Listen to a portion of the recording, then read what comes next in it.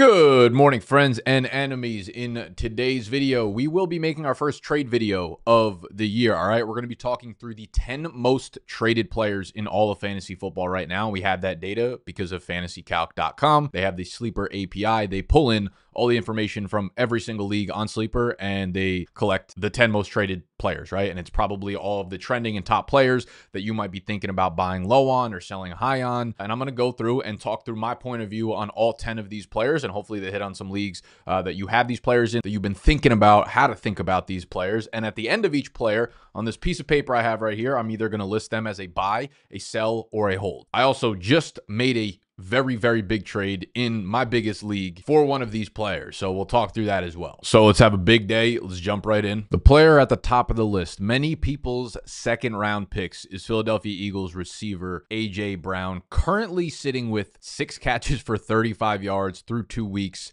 Does not have 10 PPR fantasy points collectively. He is the wide receiver 83 on the season, yet you continue to roll him out because you have to, and that's the game that we play with fantasy football. When I look at AJ Brown, I think you just kind of got to pull back and say to yourself, AJ Brown is the exact same player he's been throughout his entire career. We're looking at a 2-week sample size, but we're also looking at the way that this scheme runs, right? And it's very run heavy. That's what happens when you sign Saquon Barkley. And then we saw them do that for the entirety of the year, and it won them a Super Bowl. And everyone's like, of course they're not going to do that. Why would you do the same thing that just won you a Super Bowl again? Because they want to win a Super Bowl again. So we're seeing the exact same scheme happening again, where they're trying to run it down their opponent's throats. The biggest issue I have this year with the Eagles as it relates to owning AJ Brown is, without Kellen Moore as the OC, the pace of their offense, the speed of their offense, they're simply not running plays. Like, they're not running high volume of plays. That's kind of transferred over to the New Orleans Saints, who have Kellen Moore calling the plays over there. They're averaging 68 plays per game. The other thing with AJ Brown is they're not taking deep shots to him, which I don't think is like crazy. I think if you're looking at a 2-game sample size, like, sure, there might be 2 games where they just don't throw the ball deep to AJ Brown. His ADOT right now is 7.2. That's like Wan'Dale Robinson levels of ADOT. And after last week's game, Wan'Dale's is probably like fucking north of 25 at this point. The problem with the 7.2 ADOT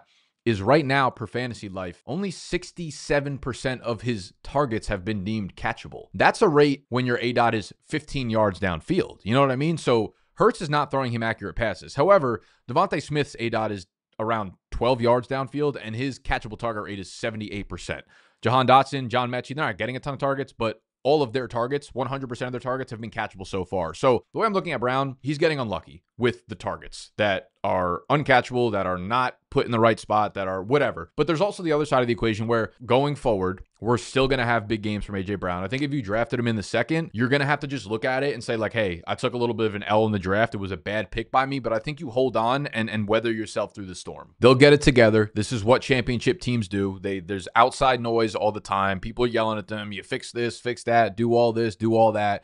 And they just continue to win and figure out a way to get their best players the ball in their hand. So when I look at AJ Brown, if I have him, I'm going to continue to roll him out in my lineup, and he's going to be a hold for me. I think this weekend should be interesting. I think the Rams made it a point to try to stop Saquon Barkley, or over the offseason, they made moves in order to be like, hey, we saw what Saquon did to us last year. We thought we had a plan. We didn't have a good plan. How do we attack them now? I think their entire game plan on Sunday, even though they might be without Braden Fisk, will be to try to stop Saquon Barkley. Does that lead to a big AJ Brown game?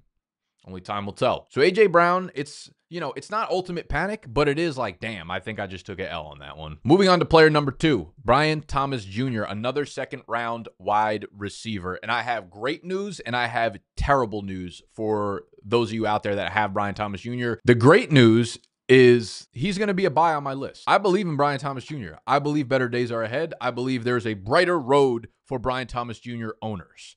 The terrible news is that I went as far as buying him in my biggest league, which means he's absolutely going to flop for the rest of the season. I really apologize to anyone who drafted him in the second round. Now that I have him, it's game over. It's Jehovah's Witness for y'all. At this point, the Brian Thomas Jr. narrative has been exhausted, right? We've all seen the little crab arms. We've all seen the drops. We've seen the miscommunications, all that kind of shit. In week 1, it was a Trevor problem. In week 2, it was a BTJ problem. This is a brand new system, learning under Liam Cohen, that's not going to be perfect out of the gate. Brian Thomas Jr., unlike AJ Brown, is getting the targets. Of course, he has not been good up to this point in the season if you own him in fantasy, right? He's got like 9 points per game in PPR. But if you look at the metrics, he's got a 26% target share, He has an A dot north of 14 yards downfield. He has 46% of the team's air yards. He has 29% of the team's end zone targets, and he's got 35% of their third and fourth down targets. That is alpha utilization. The issue, similar to A.J. Brown, his catchable target rate, 50%.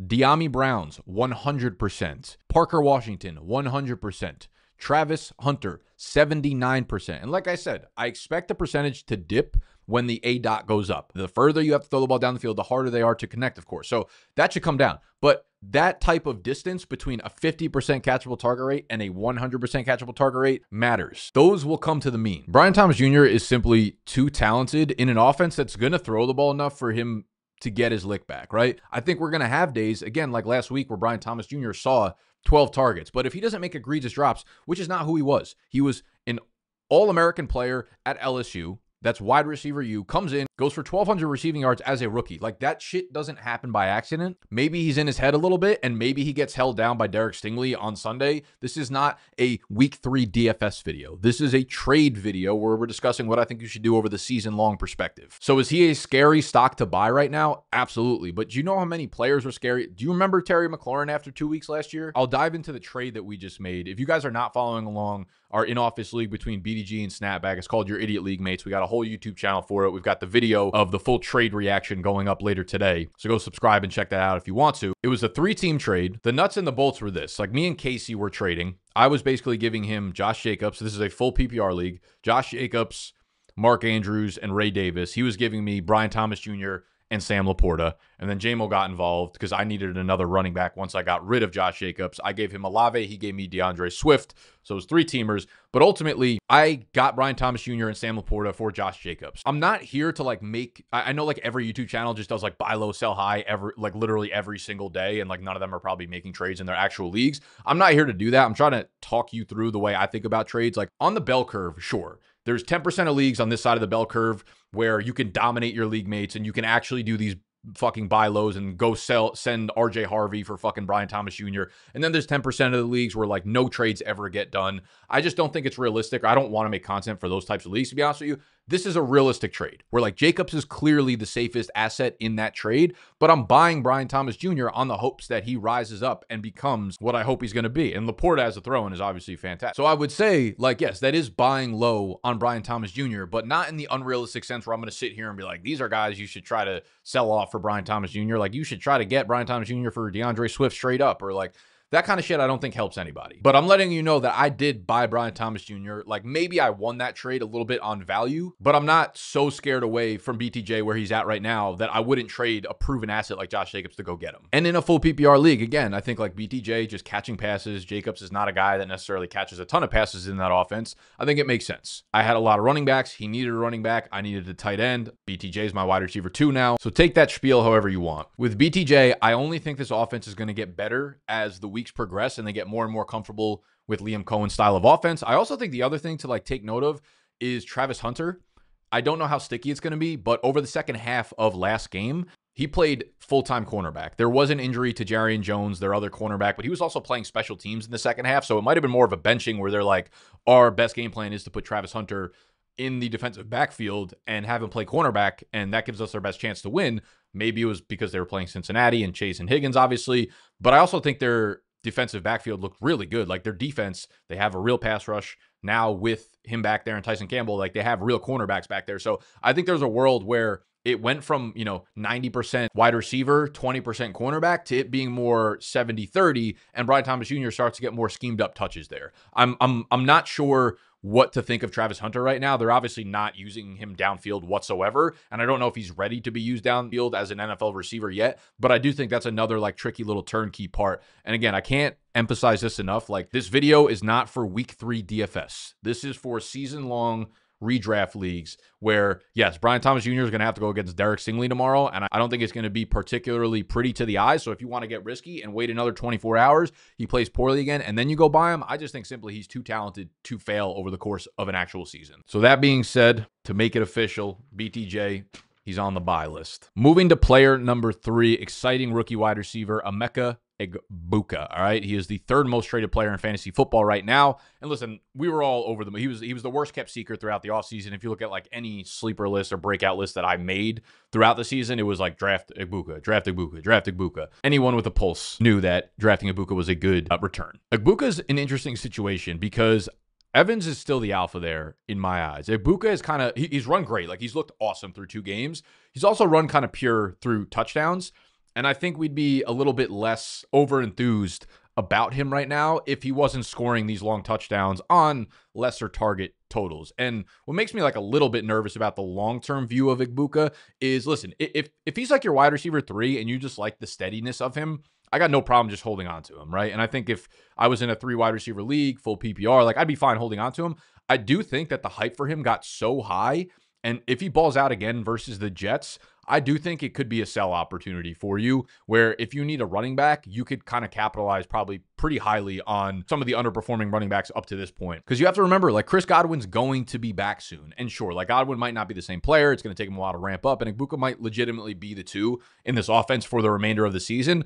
But I do think the target share starts to get messy a little bit. Jalen McMillan will be back in the second half of the season, most likely. I do think this presents a nice sell high opportunity for a guy like Egbuka. But it wouldn't blame me if you wanted to hold on to him. Obviously, he's just like a stable piece that could probably have upside over the second half of the year. I actually think there's a world where you can maybe sell Egbuka for like a very high-end tight end. McBride doesn't score touchdowns. Bowers is like banged up, not playing well. I think there's a chance you can get off something like that. Otherwise, I also think there's a chance you can rip Egbuka for, I don't know, a Tony Pollard plus or a Kyron Williams right now while everyone's down on him because of a 1-week sample size on snap percentage. Kenneth Walker with Zach Charbonnet's foot injury. Like, I don't think those are insanely crazy trade offers to try and go get if you need a running back. I ultimately think he's a good asset, but like you could also, like, not every trade needs to be buy low, sell high. I have to win the trade. I have to win the trade. I have to win the trade. Similar to what I did with JMO, where like he got Olave, I got DeAndre Swift, and it helped me feel better about my team and my depth. Like you could also just throw it out into your league chat, like, hey, I got Egbuka. I'm just looking to do a 1-for-1 swap, wide receiver for running back. Find a team that needs a wide receiver 3 or a wide receiver 2, or a flex in PPR, and I need a running back, something like that. So it doesn't always need to be like dominating the fucking trade, but if it makes sense to let him go at a time where his value is peaked right now, do it. So we're going to throw him into the sell category. The next player on this list, number 4, and the first running back on the list is Travis Etienne of the Jacksonville Jaguars. So we've got our 4th player on the list and our 2nd Jaguar to discuss. Right now, Travis Etienne is running back 9 on the year in full PPR. And to me, if you can get the value based on who he is, you look at some of the guys around him, right? Like Etienne right now is the RB9 in PPR. The RB8 is Saquon Barkley. The RB10 is Jahmyr Gibbs. The RB11 is Derrick Henry. The RB12 is Bucky Irving. In my opinion, he doesn't belong near those guys in terms of rest of season value. He's a good asset. Like any player that's on this list is obviously going to be an asset that I'm not going to drop them. Like I'd like to own them, but if we're being real with ourselves, Travis Etienne, 1, they've been able to play the Carolina Panthers and the Cincinnati Bengals. So if they failed, if their run game failed against those 2 defenses, you're in fucking trouble. So obviously he's looked incredible based on what he looked like last year and where he was drafted in leagues. But I also think the impending doom of Bashal Tutin is real. Like that guy looks like an absolute player. I think Etienne will be the one, but when they're playing tougher matchups, like Houston's a good team, when they play teams that have stout run defenses that are not Carolina and Cincinnati, Etienne probably drops closer to like that RB 18 to 24 range, where he's like a low RB2 that, again, happy to have him on your team. But if you can sell him at peak value right now based off how good he looks, how good the backfield looks, how good the matchups have been in weeks 1 and 2, he's an easy sell candidate for me because over the second half of the year, I just think Tutin's going to be more and more involved in this offense. So Etienne as a top 10 PPR back is going to be a sell for me. 5th player on this list and another second-round wide receiver, Drake London. All right, number 5 on this list. Through 2 weeks, he's got 19 targets, only 104 yards, and 0 touchdowns. In week 1, he had 15 targets versus Tampa Bay. No Darnell Mooney, so those games are always amplified a little bit. In week 2 against Minnesota, they didn't have to do much. They won 22-6. Now, I do think the biggest change with the Falcons' overall team structure, I think there are going to be some games where it's not too dissimilar from what we saw against Minnesota in the fact that our rookie draft class this year on defense was actually very, very good. Everyone's highlighted Jalen Walker and James Pierce as our first-round edge rushers.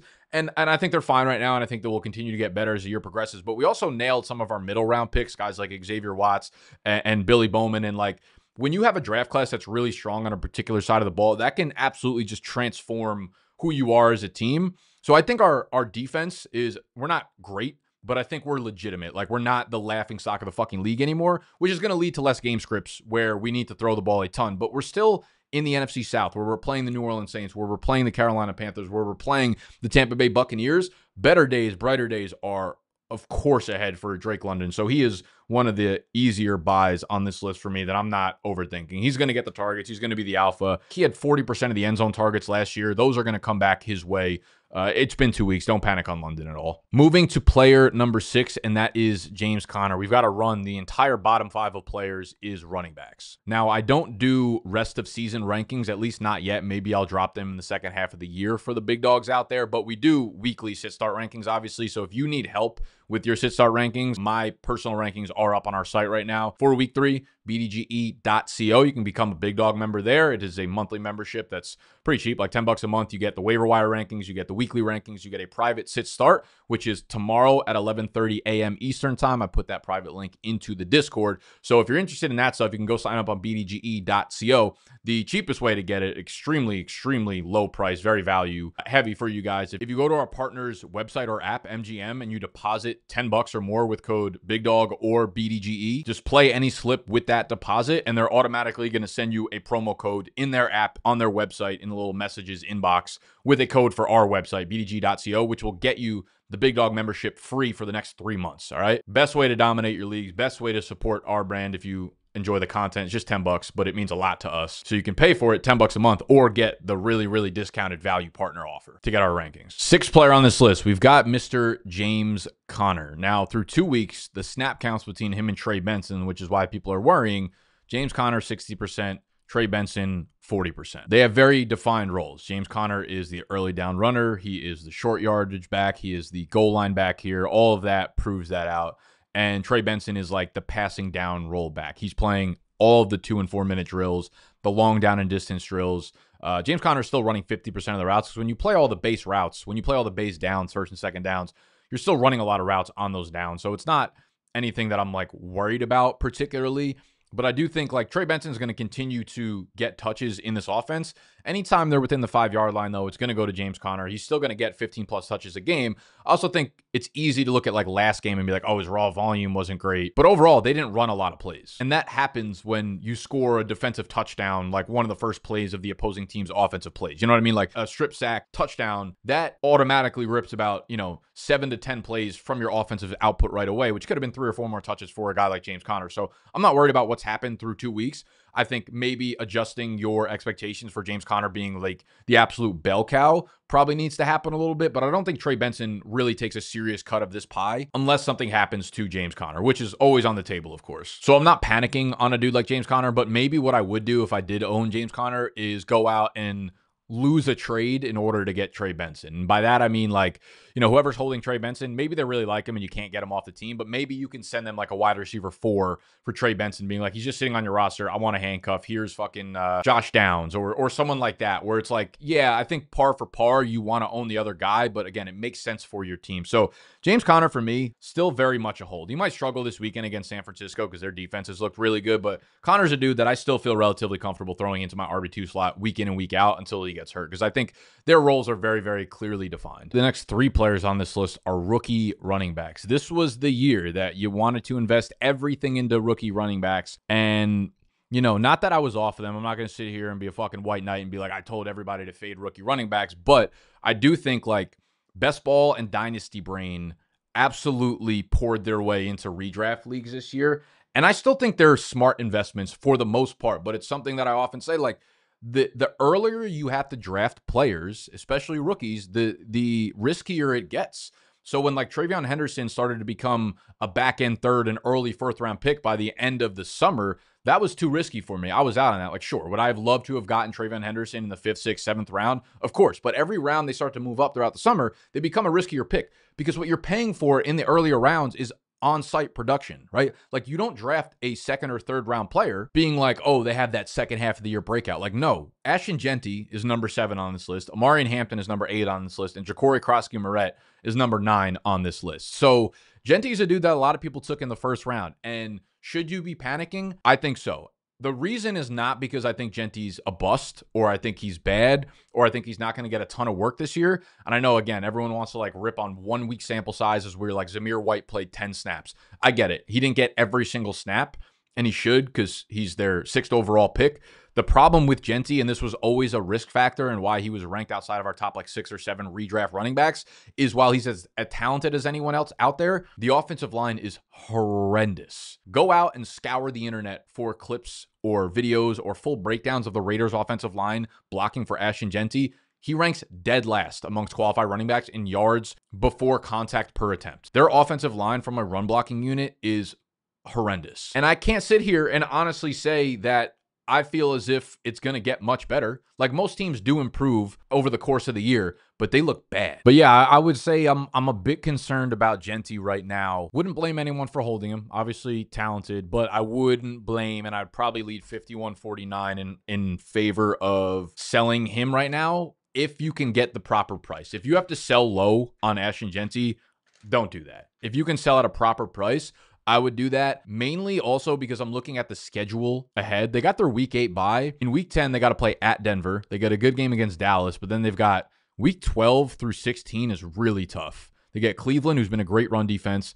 They're at the Chargers again, who just shut down Jeanty. They play Denver again in week 14. They're at Philadelphia in week 15. They're at Houston in week 16. So, like, it's going to be tough to have confidence in him during those playoff weeks right now. So, if you're looking ahead and trying to move him, I've got no problem with that. I'm in a little bit of a similar boat when it comes to Omarion Hampton, who was drafted a little bit later in most drafts. He was like a 3rd round pick, but we've only really seen 1 game of Najee.